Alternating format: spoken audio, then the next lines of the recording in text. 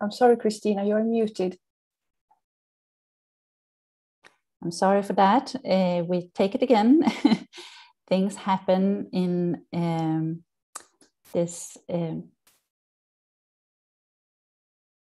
technical world.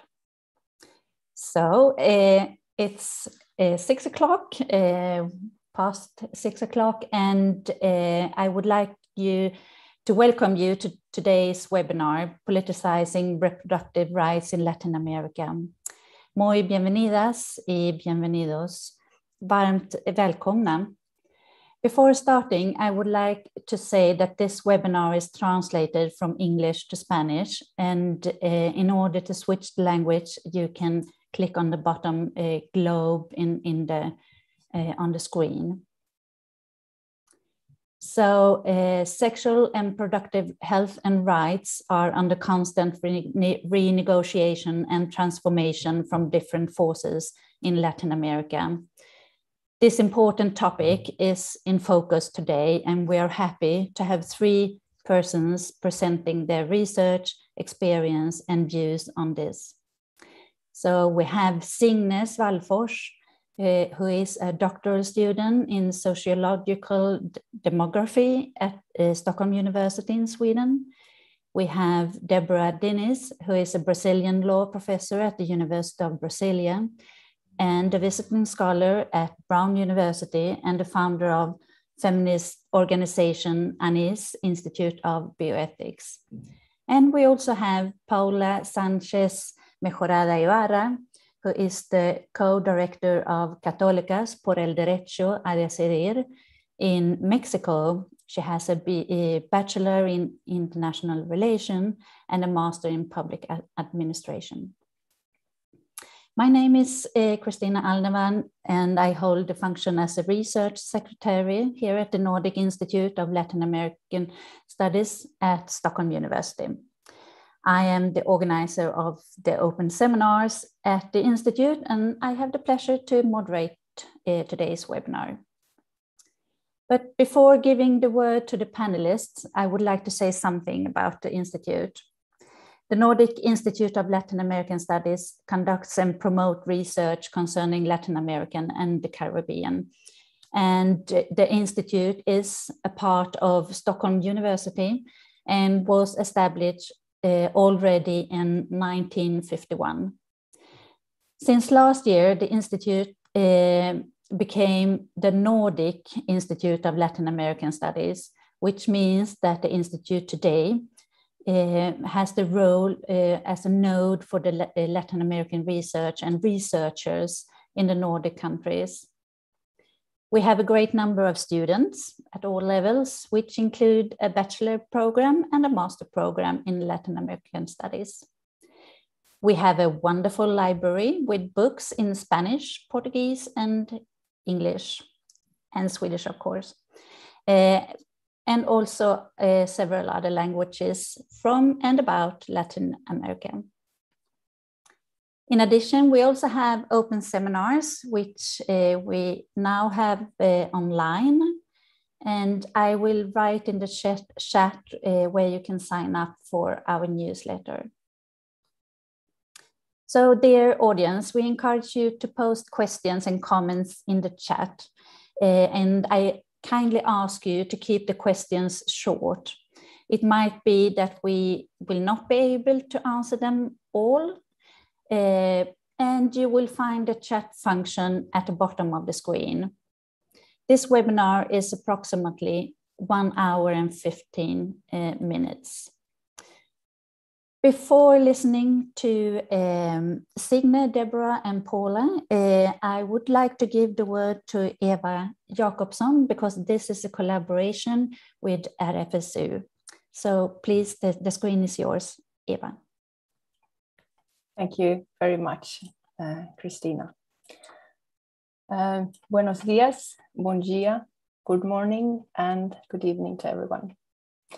On behalf of RFSU, I want to thank the Nordic Institute for Latin American Studies for the excellent collaboration and the opportunity to raise this very important topic of reproductive rights and abortion in Latin America. We're also very pleased to have this very knowledgeable panel. Thank you for taking your time and sharing your experience with us. Since 2014, RFSU has supported a regional abortion initiative in Latin America and the Caribbean, and there are several reasons for this. Although most of the contexts in the region are tough, with a very harsh abortion legislation and a very strong opposition, we see that change is possible. In Argentina and in Mexico, we have seen groundbreaking decisions taken by parliamentarians and the Supreme Court in order to improve the rights and conditions of women opting for an abortion. In Colombia, we hope the Constitutional Court will vote in favor of removing abortion from the penal code in order to decriminalize abortion. In Chile, the lower house has voted in favor of a new abortion legislation, which would make abortions on demand legal until week 14.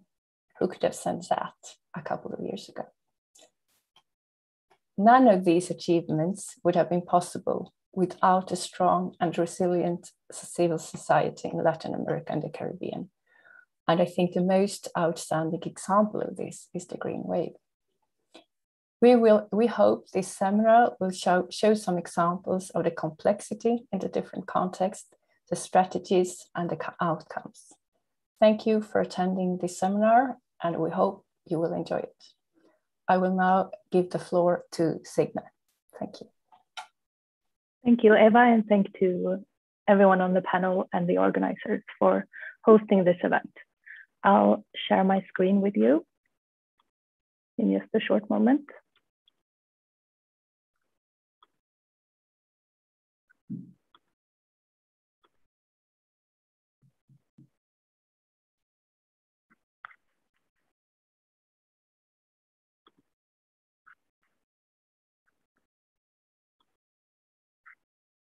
I hope that you can all see my presentation now. My name is Signe Svallfors. I'm a PhD student in demography at Stockholm University, as already mentioned. And I will present an article which is part of my doctoral dissertation. It's called Reproductive Justice in the Colombian Armed Conflict. And should there be any problems with the audio or visuals or any technicalities during the presentation, so feel free to interrupt me, and I look forward to our discussions after the presentation. So to start, I'd like to take you back to 2016, when the Colombian government of Manuel Santos and the guerrilla FARC met in Havana in Cuba to sign a set of peace accords to end a conflict after more than 50 years.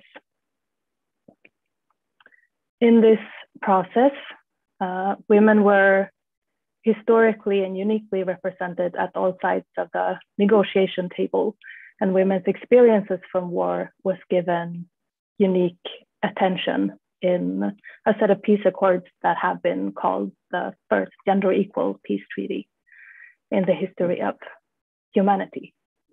And in this peace accord,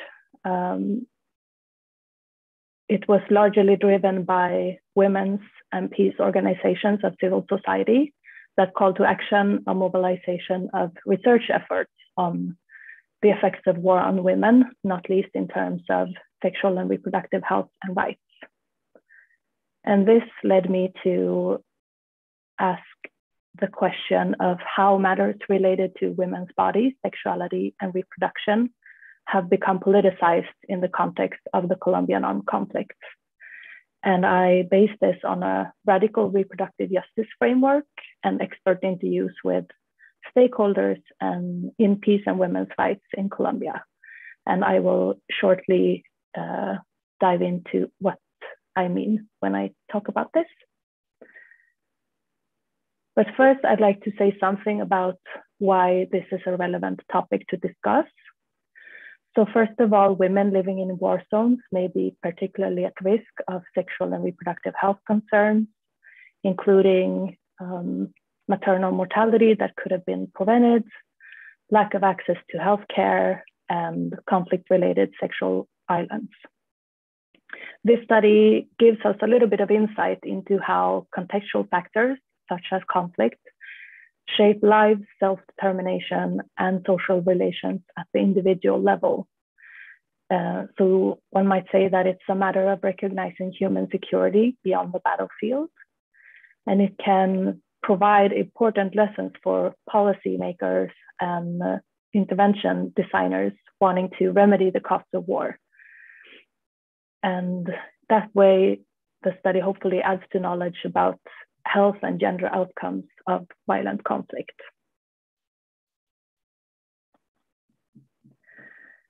I use a radical reproductive justice framework that questions the idea of choice when it comes to matters of sexuality and reproduction, or making autonomous decisions related to sexuality and reproduction. And this is because intersectional forces, or structures such as race, class position, and gender identity stratify women's ability to make the same choices. So women in marginalized positions more often face oppression that limits their room for maneuver when it comes to reproduction and sexuality. From a radical reproductive justice framework, we see that reproduction is not only a biological, isolated, or individual event, but very politicized as both a means to control women and as a means by which women aim to control their own lives. So the body has been discussed as a central vessel of meaning in how power is enacted, read, and reproduced. For example, women's bodies have often been used as a weapon of war in conflict-related sexual violence.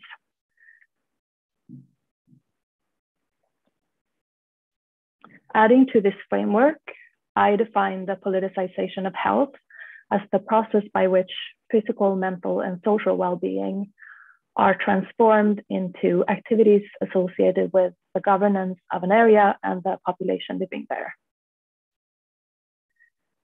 And more specifically, I focus on how matters of sexuality and reproduction gain political meaning. Health may be politicized, for example, if armed actors involved in a conflict use health as an instrument in strategies to increase their power.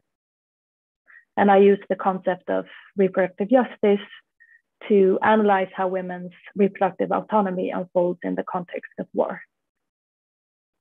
And when speaking about armed conflict or war, it's clear that each war setting is always affected by conflict in its own particular way. In Colombia, that story of conflict dates back to the mid-20th century and involves the government, paramilitary groups, organized crime groups, and left-wing guerrillas such as the FARC and the ELN. Because of the diversity of the actors involved, the conflict has grown very complex over the past decades. So conflict has been fueled by a lack of legitimacy and corruption from the state, a chronic deficiency in political and social stability, and a climate of impunity. And these illicit armed groups have governed large rural areas, de facto replacing the function of the state in those areas. And as I mentioned, there is an ongoing peace process in Colombia between the government and the largest left-wing guerrilla FARC. And in this, women's wartime experiences have gained particular attention. And as I mentioned previously, the Colombian civil society has been the main proponent of this gendered type of peace negotiations, which is why their perspectives on women's SRHR in conflict is particularly relevant to this study aims. What I did was that I collected original expert interviews with stakeholders in peace and women's health and rights in Colombia. These experts were identified by their professional roles, responsibilities, and functions in their organizations. For example, the organizations help women navigate Colombia's legal system. If they have been victimized of violence, they provide contraception, psychosocial support, and antenatal care, and they monitor the developments of the gender provisions in the peace process. Because of the work that they do, Colombian peace and women's organizations have privileged access to a very specialized knowledge about women's SRHR needs. These experts hold a unique position in between women and the state, which makes them important observers of how the process of SRHR is shaped by conflict at a broader level.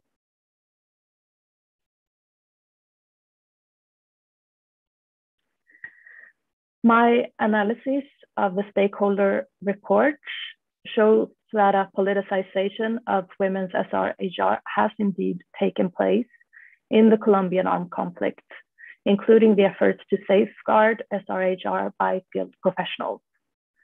Multiple actors involved in conflict have used women's bodies, reproductive capacities, and health as strategic instruments in military tactics. According to the stakeholders, armed actors have deliberately obstructed women's access to care by hindering them from leaving an area that they control.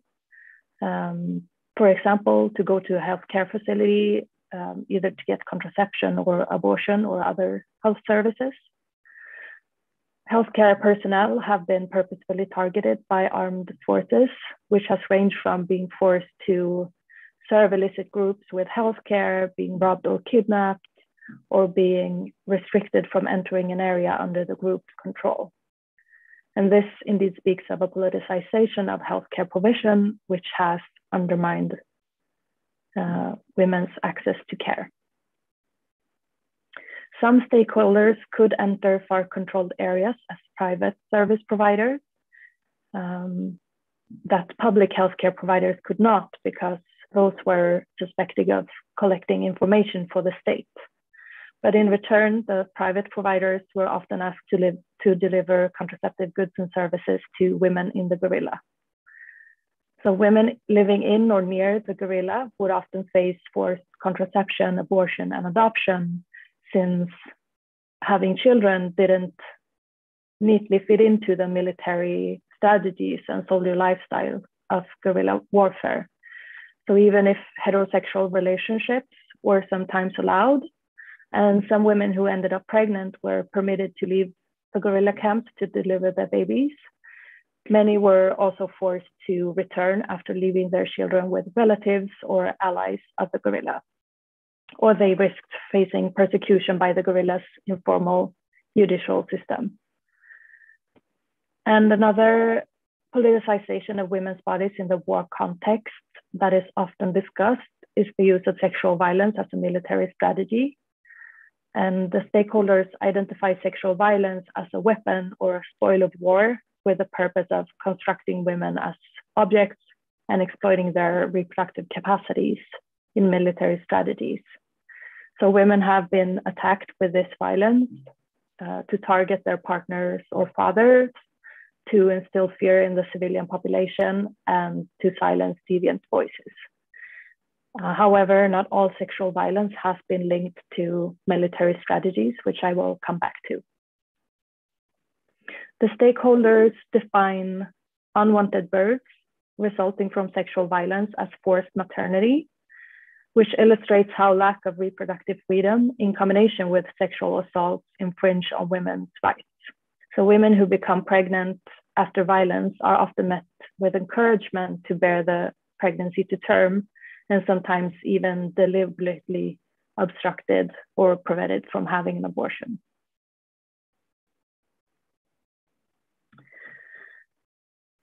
But it's also clear from the data that the impact of war on SRHR has not only been purposeful in terms of targeted destruction, but also from collateral damages.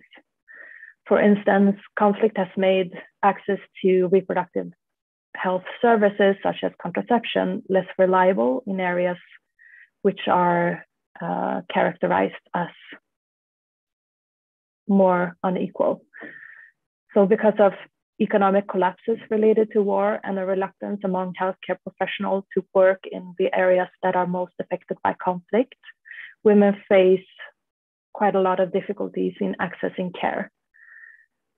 So this means that conflict has further undermined Colombia's healthcare system.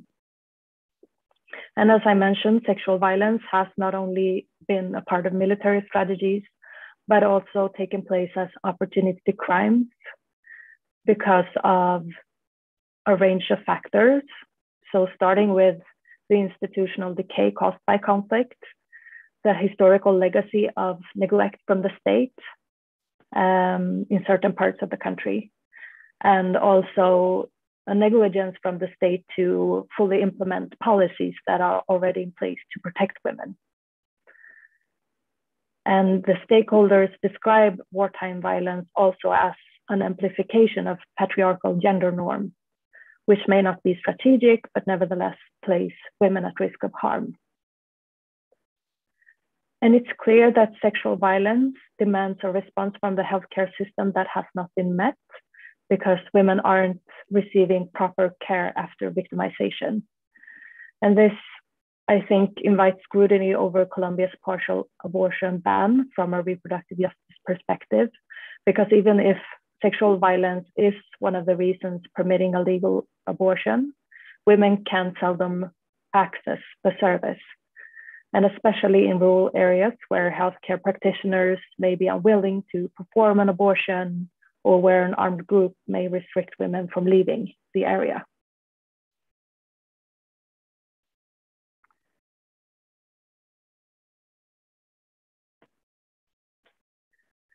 Women in the most vulnerable positions have been particularly affected by conflict because of poverty, ethnicity, and geographic inequality.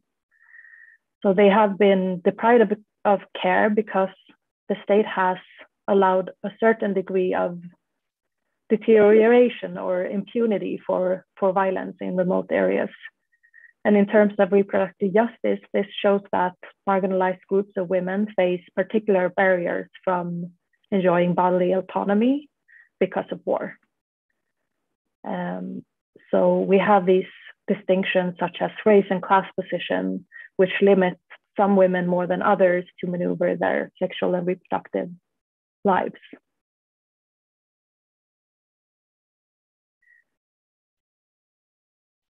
And what implications does this have for policy and research? First of all, sexual violence and forced maternity as phenomena really reiterate the socio-political connotations of sexual and reproductive health, because sex and childbearing are seemingly biological events, but yet they are firmly embedded in contexts of relationship, family, community, and nation. And the strong symbolic value of sexual violence emphasizes the power dimension in body matters, since it can represent the destruction of both individual lives as well as of whole communities. And it shows again how the body is central to power dimensions, since women's bodies can symbolize political spaces given their reproductive function. Apart from the partial abortion ban, which I have mentioned, Colombia has a relatively progressive legislation on paper, but the lack of implementation poses a big challenge for women to access their rights, including to health. And this gap between practice and policy really echoes what reproductive justice theorists have already emphasized, that the most marginalized women can not often access their rights on paper or exercise choice to the extent that legislation often postulates.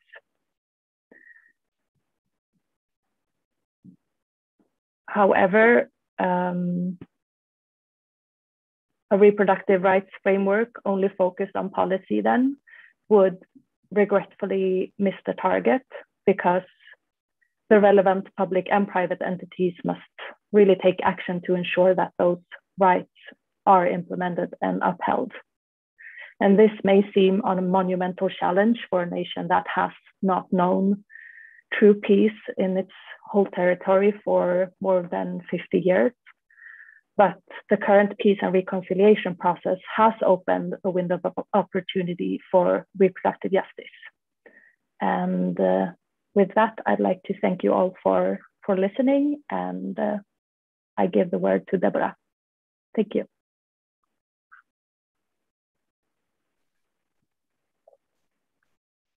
Thank you. Thank you, everybody. And thank you for having me today. It's really a pleasure to join this conversation.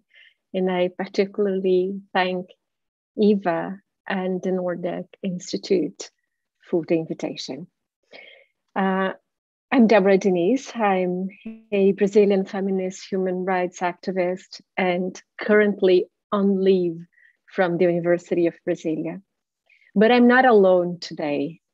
I speak from a shared experience with fellow Brazilian activists who, in partnership with RFSU and IPPF-HR, that is an organization that is not affiliated to the global IPPF, and it's going to announce a new name in a couple of days.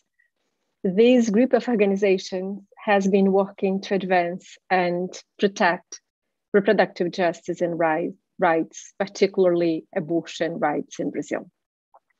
Can I move to the next one, please? So the organizers of today's event proposed me a statement.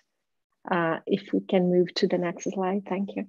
That is exactly this one: the backlash against reproductive rights and the strategies to improve access to abortion in Brazil.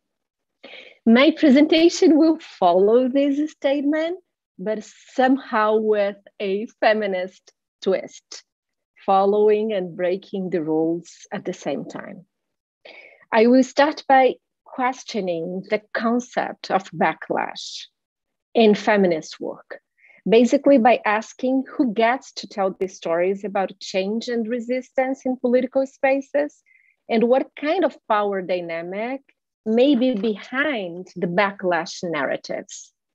I will then move to share the story of an unlikely advance made in legal abortion access in Brazil under an authoritarian and anti-gender government during COVID-19 crisis. And building on this concrete story, I hope to make the case about why I suspect the backlash argument may be just another way to disseminate fear among feminist movements. Backlash is a common word among us. It explains a lot of things at the same time, from conscientious objection of physicians after the law reform in Argentina to Bolsonaro's election in Brazil. Often the concept is used to tell a story from the perspective of those in power. And usually speaking, it's not the feminists. If you do X, the response will be against X, a kind of threat against any attempt for change. It goes kind of like this. If women were to go to Brazil's Supreme Court to decriminalize abortion, there will be a backlash in the National Congress in form of trying to expand the abortion ban. If women take the streets in Argentina to protest for safe and legal abortion, there will be a backlash with health services denying care for girls who were victims of rape. But there is an important error, if I can say, in this use of backlash concept.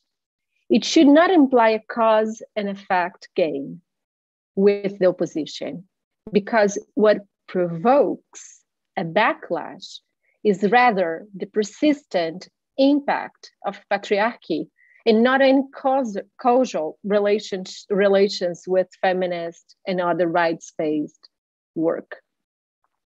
It's not that common to use the backlash to tell a story from a feminist standpoint against authoritarianism. We don't talk about feminists backlashing against anti-rights movements. Maybe because we expect a path to move rights and freedom, and a backlash means the returning to a worse situation. But that concept is not just descriptive. It's highly prescriptive about anticipating a punishment for feminist politics. And turning the tables, theoretically, is not really my goal here.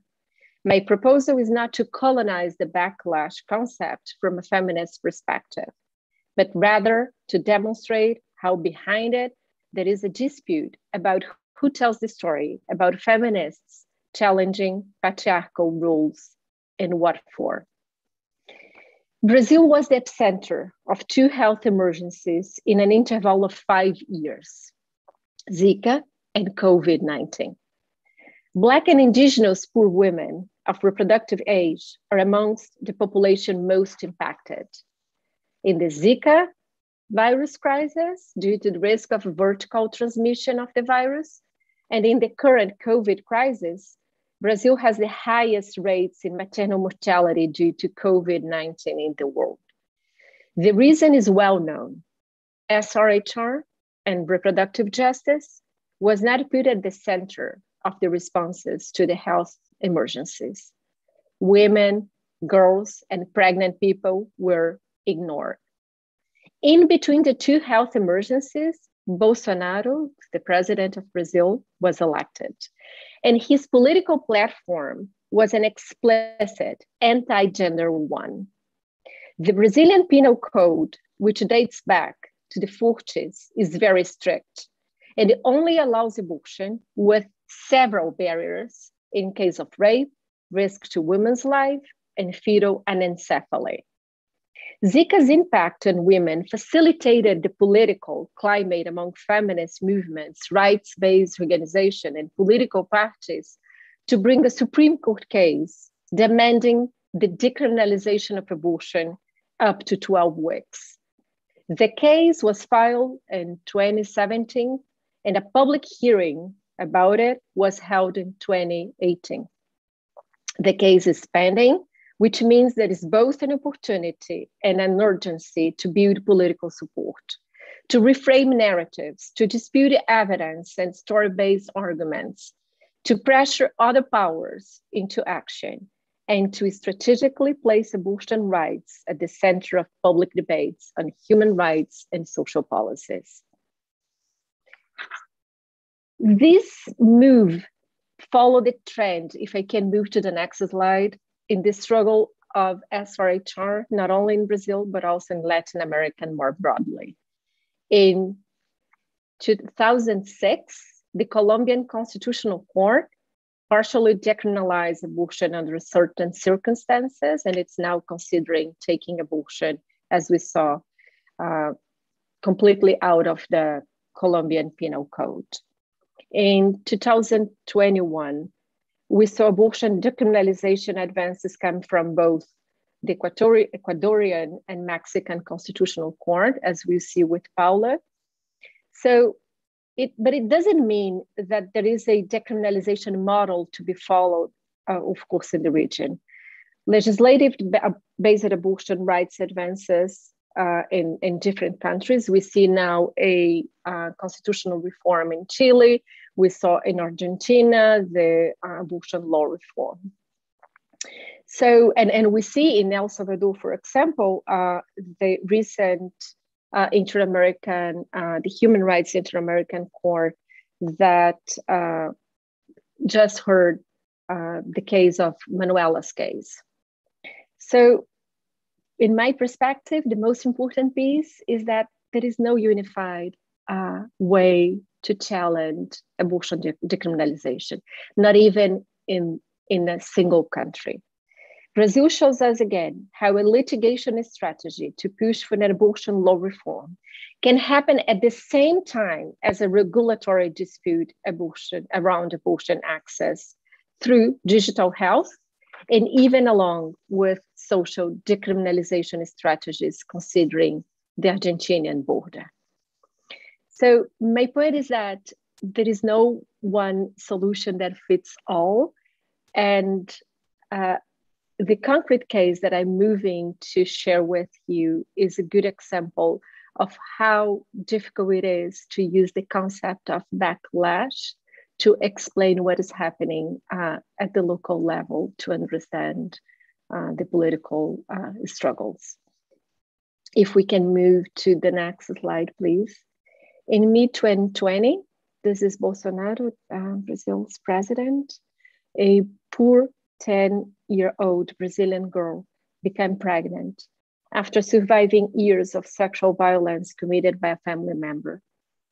The girl's grandmother sought legal abortion, but the local public hospital denied care, falsely saying that there are legal restrictions for second trimester abortion, and there is no legal restriction for that. Instigated by members of Bolsonaro's government, the girl was subjected to intense anti-abortion harassment that included people breaking into her home and intimidating her family. With support from several feminist organizations, the girl and the grandmother got a flight for first time in their lives and went to a legal abortion service 100 miles away. Christian fundamentalist groups gathered outside the hospital, knowing in advance where she was going to arrive, and the girl had to enter the hospital, hiding in the trunk of a car. The girl and her grandmother have been living under a threatened personal federal protection program ever since. This case sparked intense debate about a lack of access to legal abortion, even in such extreme case. Partnering with a public teaching clinic, ANIS, that is a organization that is an RFSU initiative in Latin America. ANIS built a public support for rolling out a strategy that was not even imagined before the pandemic. And the entry point was the telehealth, telemedicine regulation created as a response to COVID. Given the need to enable social distancing and reduce hospital overload, healthcare providers were allowed to use accessible digital platforms. And I mean WhatsApp, right?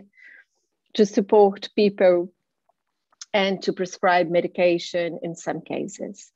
So ANI's legal interpretation was quite simple. Why not expanding digital health to legal abortion?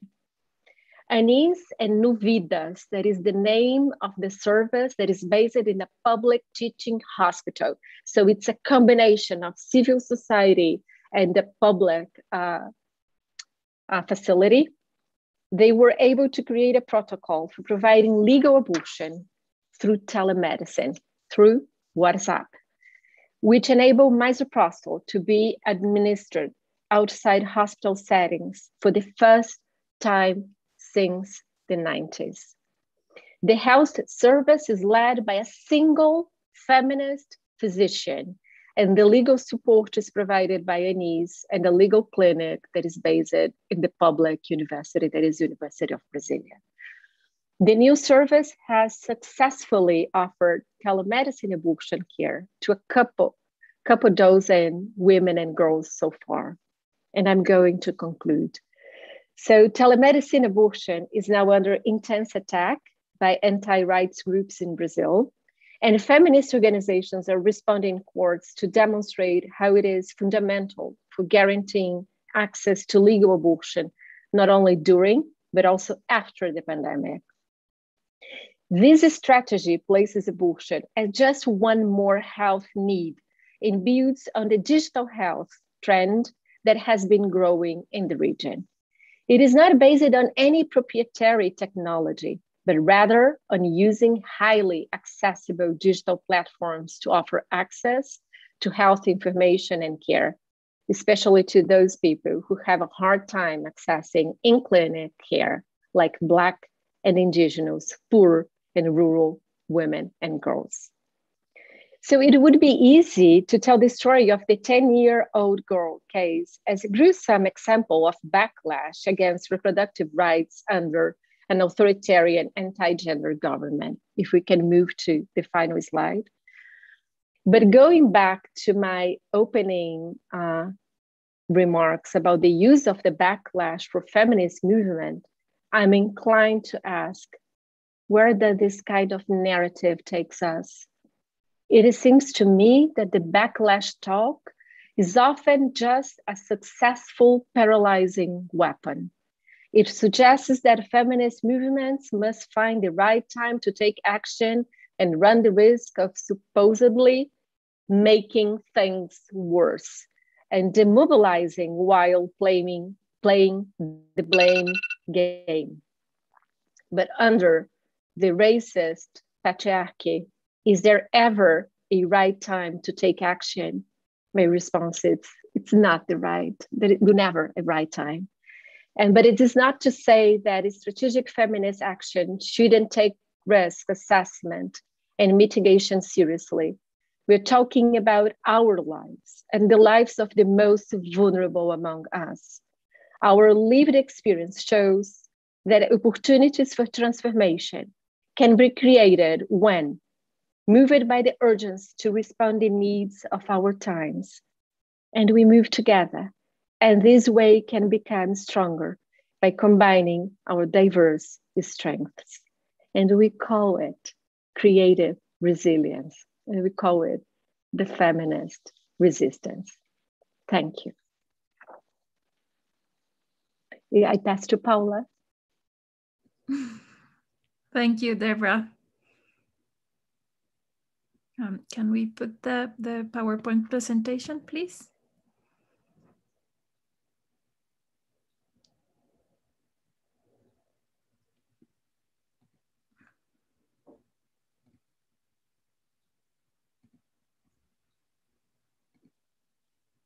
I'm not seeing the presentation, but I don't know if it's me or...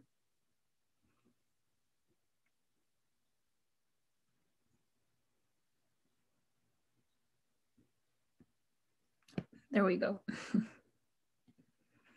Thank you. Thank you very much. Thank you, everyone. I appreciate the invitation, and it's a pleasure to be here with you talking about the recent rulings of the Supreme Court in Mexico. We have very good news for a change. And I am Paula Sánchez Mejorada. I'm co-director of Católicas por el Derecho a Decidir in Mexico, or Catholics for the Right to Decide, which is a Mexican nonprofit created to defend sexual and reproductive rights and the right to a life free from violence and discrimination. And for over 27 years, we have been using Catholic teachings, an ethical framework, and human rights approach to promote advocacy and awareness raising actions, among others, together with many allies, including RFSAU and IPPF Western Hemisphere region, who are here today. And we are also part of a regional network of CDDs located in over 10 countries in Latin America. The next one, please. So first, I would like to briefly talk about how was the situation before the court's rulings. As you may know, in Mexico, abortion is regulated at the state level and was usually considered a crime with some exceptions. So the criminal codes in each Mexican state establishes what are these exceptions or indications. And exceptions may include, for example, risk to maternal life or health, fetal defects, economic reasons, accidental abortion, and involuntary insemination. And only abortion due to rape was included or is included throughout the country. Then, as you may know, abortion on demand was decriminalized up to 12 weeks in Mexico City in 2007. And then 13 years later, it was decriminalized in Oaxaca in 2019. And this year, it was decriminalized in Veracruz and Hidalgo, which was also a great gain for the feminist movement. The next one, please. And in September 2021, Mexico Supreme Court discussed 3 unconstitutionality actions related to abortion, and they discuss them virtually simultaneously in a very well thought strategy. And the first action was presented by the Attorney General's office, and it contested the constitutionality of Articles 195 and 196 of Coahuila, which is a Mexican state criminal code, which criminalized abortion. The second action was presented by a minority of Sinaloa's congresspeople and the Commission of Human Rights against a reform of Article 4b(a) of Sinaloa's constitution, which established the protection of life since the moment of conception. And then the third ruling, the third action was presented by the National Commission of Human Rights, and it contested Article 10b of the General Health Law, which stated the right of conscientious objection of medical and nursing personnel. So in each one of these cases, the court issued landmark rulings. And it is worth mentioning that we are waiting for the engrosses or the full sentences, which will include all the details, but I will now try to present the main elements of each one of these rulings. The next one, please. So regarding the first ruling that addresses abortion criminalization in Coahuila, and this is probably the most important ruling of the 3, the justices debated for the first time in history the fundamental question of whether abortion should be considered a crime or not in Mexico. And they ruled unanimously that penalizing abortion or criminalizing abortion is unconstitutional. In other words, they are saying that abortion is indeed a constitutional right, so it's huge. They argued, among many other things, that the illegality of abortion contravenes the Mexican Constitution and international treaties signed by Mexico, and that it is a violation of human rights. The justices highlighted that criminalizing abortion during the first stages of pregnancy attempts against women's reproductive rights, violates their dignity, affects their autonomy, and constitutes gender-based violence that reinforces stereotypes. And the ruling also marks a watershed because as it refers not only to women, but also to people with the capacity to become pregnant, thus recognizing that other identities such as trans men or non-binary people may also need and undergo abortions. The next one, please. And this decision had direct and immediate effect on Coahuila's criminal code, invalidating the article that criminalizes abortion in the state, and only forced abortion remains a crime there. But the important thing is that it also establishes a historic and nationwide precedent. First, because it sets criteria for all the country's judges, compelling them to apply the arguments established by the court to solve any cases related to abortion. So in other words, no woman must be incarcerated or go to jail for having an abortion, and no person who supports women can't be in jail either. And secondly, because it provides legislators in other states with a roadmap to change laws in states where local criminal codes still include abortion as a crime. In this sense, it is important to highlight that it is not necessary that states' criminal codes are reformed for the ruling to be valid. So it's not necessary, but it is desirable to do so to eliminate any potential obstacle or pretext and to avoid that attorneys' offices are tempted to initiate process against women. The next one, please. So I'm going to talk now about the second ruling, which is related to the personhood clause or personhood amendment in Sinaloa's constitution. And in this case, the court unanimously approved that the protection of life from conception included in Sinaloa's charter is unconstitutional too, since it affects women's rights. The justices argued that embryos can't have the same rights and protections to any born person, and that while fetuses have protections that increment with time, they will never be ahead to the reproductive freedom and autonomy of the pregnant person, which is really important. And the court also affirmed that local governments cannot plead the existence of these clauses to deny access to sexual and reproductive health services, nor to adopt or hinder legislation to harden abortion regulation. And this is very relevant because personhood amendments in local constitutions have been a popular strategy of anti-choice groups. After decriminalization in Mexico City, over 20 states promoted personhood amendments as a strategy to limit and hinder reproductive rights. And although technically these amendments are not a legal obstacle for abortion access, in practice they have contributed to create an environment of legal uncertainty and social stigma. The next one, please. And lastly, I'm going to talk about the third ruling, which addresses conscientious objection. And basically, the court's resolution invalidates Article 10 bis of the General Health Law, which stated the right of conscientious objection of medical and nursing personnel, since it didn't establish the necessary limits for conscientious objection to be exercised without violating the right to health. The ruling determined that conscientious objection is a right, but it's not an absolute right. And in order to be constitutional, it must be explicitly regulated.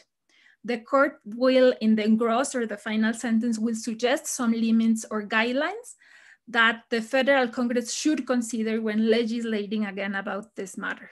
For example, conscientious objection must be individual, is not institutional, is not collective, and therefore health institutions have the responsibility to guarantee quality and timely health procedures without discrimination, and that conscientious objection must respect the human rights of other people. In other words, it cannot be used to limit access to abortion rights or sexual and reproductive rights. And the court also reiterated that while conscientious objection is a possibility for medical and nursing personnel, it cannot be invoked when the lives of other people are in risk or when it is a medical emergency. And just like the previous ruling, this is important because conscientious objection has been constantly being misused by health providers or promoted by anti-choice groups to block access to legal abortion services. The next one, please. So what were the driving factors to these sentences? They were somehow unexpected, to be honest, but there are several factors that contributed to this achievement. For instance, it is clear that the court has been influenced by the political and social context in Mexico. No? There has been a long-standing feminist movement with historic demands. Decades ago, the first feminists demanded the right to interrupt a pregnancy. In the 70s, the coalition of feminist women highlighted the right to decide as one of their main causes. And then we have a very strong movement promoting the decriminalization initiative in Mexico City, then in Oaxaca, then in Veracruz and Hidalgo. And for over decades, this movement has worked through different and complementary approaches, no? Advocacy, efforts, litigation, lobbying, documentation, social communication, awareness raising, and accompaniment to women who decide to have an abortion. And today we have a very emboldened and diverse movement. No? We have also girls and young women who are demanding the rights and are increasingly taking the streets and other spaces. We have the Marea Verde, which has been mentioned before, or Green Wave, which initiated in Argentina and has reached Latin America, and Mexico has not been the exception. And then we also have strategic litigation efforts and judicial precedents in the country. Over the past years, the court has gradually ruled in favor of abortion rights. It confirmed the law in Mexico City that extended indications. It then confirmed the constitutionality of abortion decriminalization in Mexico when it was contested by anti-choice groups. And they have been solving various cases or stays, stating that abortion due to rape must be guaranteed for victims and that abortion for health reasons must be provided as a medical service. So we have like a good path of legal precedents that allowed us to arrive to this point. And then when we also have feminist advisors in the court, which have been promoting legal arguments with the justice, and that's why we think that we need to have feminist allies where political decisions are being made. The next one, please. And here I have just an example that even the president of the Supreme Court, Arturo Saldívar, in a press conference recognized the role of the feminist movement. And I don't know if we can put the play to the video embedded in the presentation so we can hear. Oh, I don't think we're listening to him. Well, he's basically saying this. Let me be clear. This is not an achievement of the Supreme Court. It is an achievement of thousands of women who have fought for years for their rights and those who are no longer with us, and of this green wave of young women who go out every day to demand the reproductive and sexual rights. That's what the president of the Supreme Court said, and it was very emotional for all of us to hear these words. The next one, please. And then, of course, we have anti-choice response. No? As you may know, Mexico has the second largest Catholic population in the world and a growing conservative movement. The Supreme Court rulings have been historic, have been drastic, and they have practically eliminated the main legal obstacles for abortion rights. So these decisions have met, obviously, some resistance. We have faced, for example, public demonstrations and praying sessions in front of the court's building when these decisions or rulings were being discussed. Some justices faced direct pressure from these groups. Then we had a public statement from the Episcopal Conference of Mexico criticizing the decision in detail, which is the head of the Catholic hierarchy in Mexico. We had some bishops and priests voicing their discontent in their masses, in their everyday masses, and in the media.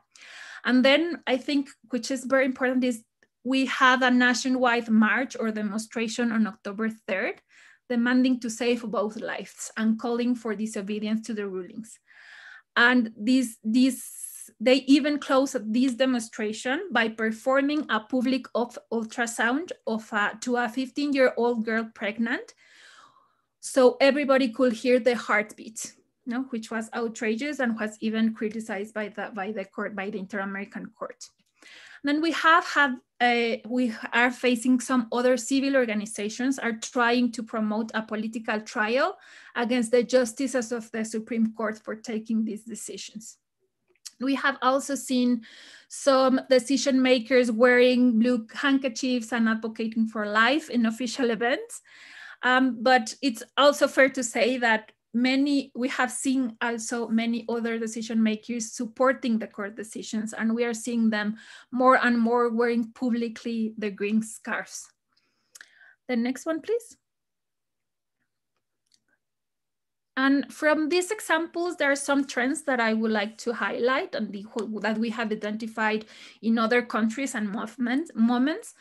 The first one is that there is a diversity of both religious and allegedly secular actors. No? On one hand, we're seeing the Catholic hierarchy continuing to exercise a decisive voice on sexual polities, together with other Christian sectors such as evangelical groups who have been growing and becoming stronger. But on the other hand, we also are facing a trend of strategic secularism, in which some actors are no longer identifying themselves with a religion and are acquiring an apparent secular approach, such as these NGOs that I was talking about. And the examples I provided in the previous slide also show that they are using a multiplicity of strategies. No? They're using lobby, political efforts, public communication, social mobilization, etc. So it's a very well-funded and diverse movement.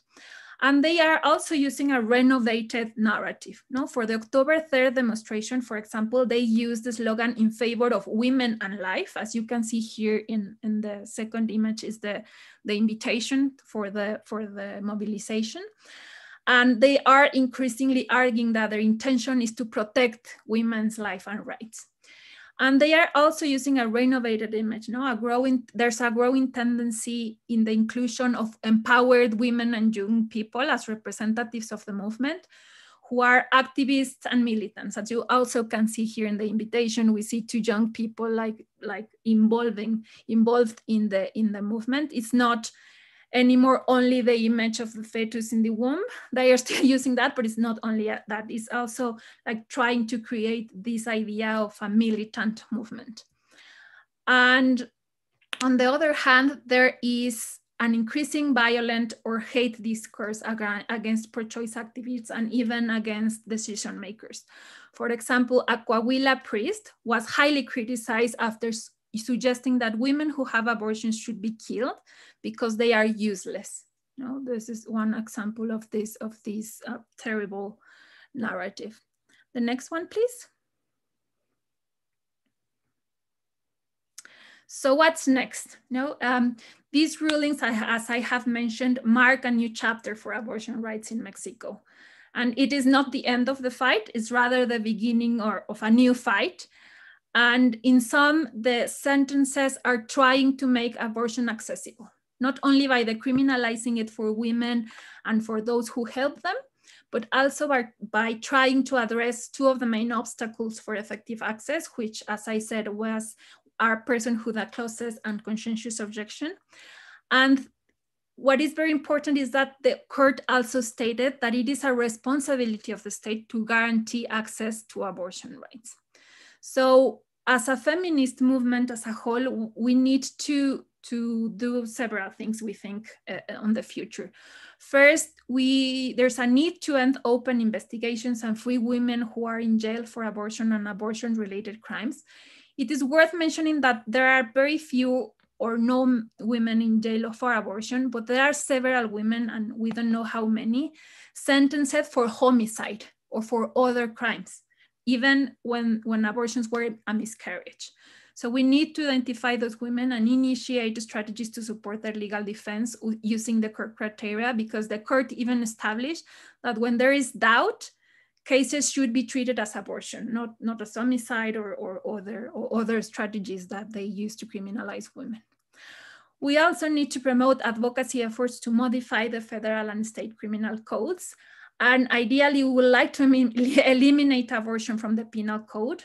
That is to completely remove it from the local criminal codes and have it being regulated in health laws. Or if this is not possible, increase the time limits. And we will see the standards of the court in this sense in the engross. And then we also need to promote the regulation of conscientious objection in the federal health law to include the guidelines established by the court. There are a group of legislators who are already promoting this process. The next one, please. And besides legal efforts, we must continue improving conditions for effective access for abortion services with an intersectional and gender perspective, because one of the main challenges, even if the laws are very good, is that we need every woman to be able to access abortion services. So we need a widespread and friendly dissemination of the ruling effects. I mean, all women and girls and everyone in the country should know that abortion is not a crime anymore. And this means, this implies a major cultural shift. We also need to promote awareness raising with medical personnel to avoid criminalization and promote not discriminatory services. We need to advocate for public and free services, adequate infrastructure, personnel, supplies, budgets, etc. We also think we need to keep reinforcing conditions for safe medical abortion. We need to continue improving the implementation of WHO guidelines, including access to self-administered abortion and access to abortion in the first levels of attention, including, for example, midwives. And finally, it's very important to continue strengthening social decriminalization. No? We need to challenge stigma. We need to challenge conservative religious teachings. And in this sense, a priority just for CDD is to promote alternative religious and progressive voices, because we are well aware that we need to normalize abortion access and rights in the cultural, social, and symbolic spheres too. So abortion can be a new normality, a reality for all women and persons with the capacity to become pregnant. Thank you very much.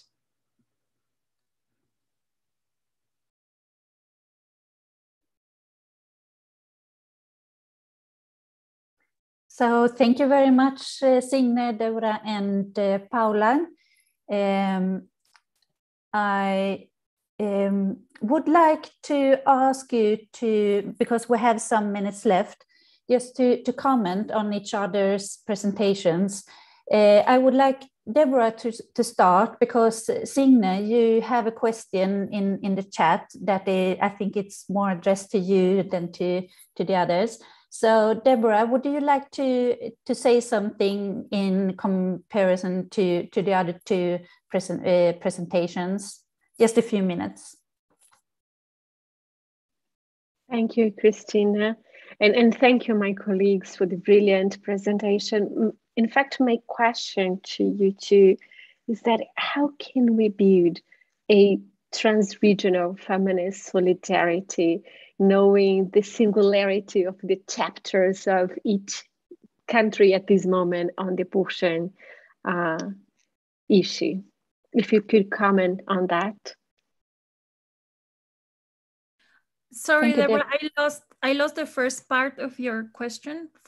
So how can we build a sense of feminist, trans-regional, transnational solidarity, considering our internal agendas in each country? I think I would like to give Paula the word first. So please, Paula. Yeah, thank you. It's a very relevant and important question, Deborah, because we are precisely seeing that this is a major strength of the anti-choice movement, or the conservative movement. I think we need to create more mechanisms of articulation and communication between countries and the feminist movement along or throughout countries. And to start, we are seeing that this is happening, but maybe we need to do it even more, like to start support each time that there is an opportunity in one country, like the whole region, the whole feminist movement, the green tides in every country should come together and make a lot of noise, through different strategies. I think we are facing an era in which digital mobilization is being very important. So I think we should take advantage of that and start to and try to strengthen even more these connections. We in Mexico, with the support of IPPF, we had an event last year called Libres Nos Queremos, We Want Us Free, and in which we invited a lot of local leaders from different countries. And we're constantly, for example, trying to promote this idea we should support each other when there's an opportunity in a country. So we are seen as a movement, widespread movement, and not only like isolated groups trying to produce change. Thank you, Paula. I would like to give the word to Signe, if you would like to comment on Deborah's question, and also the question that is in the chat. It's from Kira de Núñez. So please, yes. Signe. Absolutely. I think both the presentations and the question on my presentation were really great. So if we start with kind of what happens to reproductive rights after peace treaties are signed and in the post-war moment, I think that's a very important issue to raise, not least in the case of Colombia, which is heading towards a post-war moment kind of. So even if I spoke a lot about the detrimental consequences of war on women's rights, it's also clear, and the stakeholders that I interviewed frequently brought up, that civil war can also bring positive changes to women's situation and bringing political, social, and economic rights to women. So, for example, as we saw in the peace process in Colombia, women mobilized for peace efforts. They became leader for their communities and heads of households as men were called away to fight. However, women and kind of breaking these traditional gender norms were often faced with violent backlashes. And I think that brings into Deborah's very interesting presentation about how we can understand kind of this dynamic between between progression and counter progression, so to speak, or counter movements. And that also is very clear from Paula's presentation, that we have these two parallel forces struggling for power when it comes to reproductive rights on the political level as much as on the individual levels. And that's also something that we've seen in other contexts of conflict and also other situations in Latin America, struggling with organized crime and political disputes, that we have progressions, but we also have backlashes against them. And that is also a part of the politicization of reproductive rights, because women who march for reproductive rights or who march for peace are specifically targeted by conservative actors. So that is indeed one of the biggest challenges for peace movements or for post-war moments, even if we also see that positive things can also occur. Thank you. I would like to give the word back to Deborah. Would you like to add something to the answers?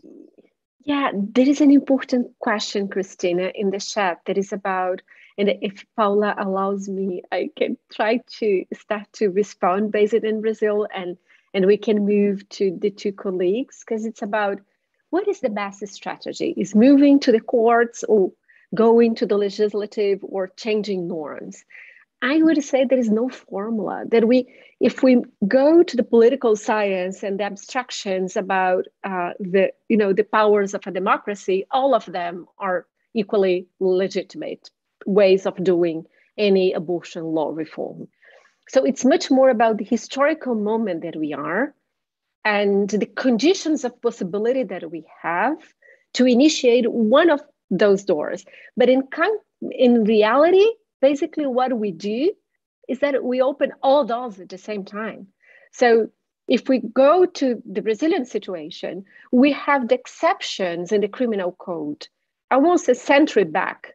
And basically we are now litigating to avoid an understanding that is restrictive about the access to abortion exceptions. But at the same time, we are litigating to change and decriminalize abortion. But at the same time, we're doing normative reviewing the norms to guarantee that digital health will be accessible. So I would say that sometimes our challenge as feminists doing change and thinking the change is to avoid the traditional questions. There are basically patriarchal questions about how a state operates. It's not about one way or another. It's what do we have in front of us and how do we combine the possibilities to move forward and to respond to avoid to risks rights reduction. So I pass to my colleagues because I would say that the same question makes sense to Mexico and Colombia. Thank you. If I may, Christina? Or? Yes, of course. Yeah, I agree completely with Deborah. It's like this exercise of constantly reading the context and trying to take on any opportunity. And as we say in Mexico, in Spanish, in Mexico, sometimes it's about que los astros se alinean, because to have a particular context that is favorable for some major breakout as it happened in this moment. And contexts in Latin America are so complex and so different politically, and they can change very much from one administration to the other. So we need, as Deborah says, we need to open all doors. And this is the richness of a diverse feminist movement, because while some of us are doing lobbying and advocacy efforts with the legislative, others are working to litigate with the courts, and we are others working with the health system, and others we are taking the streets and promoting social decriminalization. So I think it's the richness of a diverse movement, and that we're trying to face the many sides of this complex issue. Thank you, Paula. We received another question in the chat. We have already passed the time that we have. It's 7:15. But I will give, I just wrote to Katarina Bergheder that she can contact me. But I can ask the question anyhow. It's for you, Paula. And it says first that it were great presentations. And the question is, are there any advantages of Supreme Court rulings to legalize abortion as opposed to political decisions such as the one in Argentina?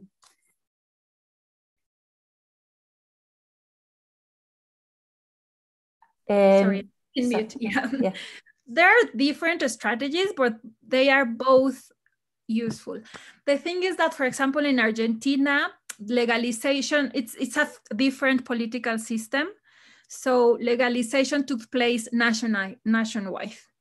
In Mexico, we have a federal system, so we need to go state by state, trying to advocate for changes in local legislation. So it is a very it's a lot of effort, and as we see over the past years, we have only achieved 4 states decriminalizing abortion. So the great thing about this Supreme Court ruling is that it has national-wide effect. No, it has immediate effect in Coahuila's criminal code, but it basically says that in all states, no women can go to jail now.